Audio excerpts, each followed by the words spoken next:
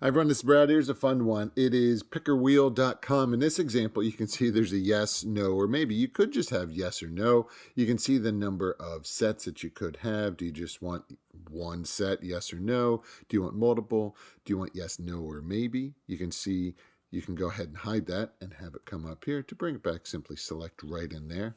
You could also come down and go full screen this way and then escape to get out of it.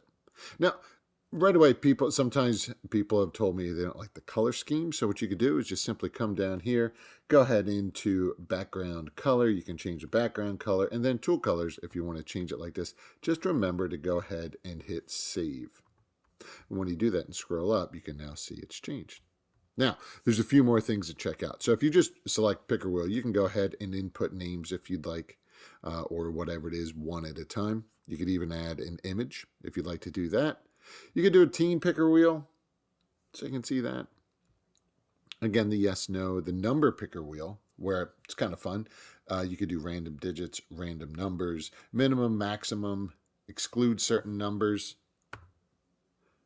The one that I really like, though, is the country picker wheel. So if you just did North America, you could go ahead and you could do flag and name and go ahead and spin it. And kind of cool to check out. And what country are we landing on? Oh, St. Vincent. There we go. And then you could remove that choice and continue on. Now, if you wanted multiple, or let's just say you wanted South America, just remember to remove.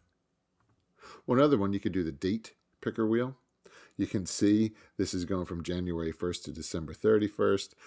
So you could go ahead and obviously change that if you would like, but certainly fun to go in and check out. So there you go. If you do have any questions, please reach out. Of course, you can always go in and just do a straight up image as well. Thanks for watching. Take care. Bye-bye.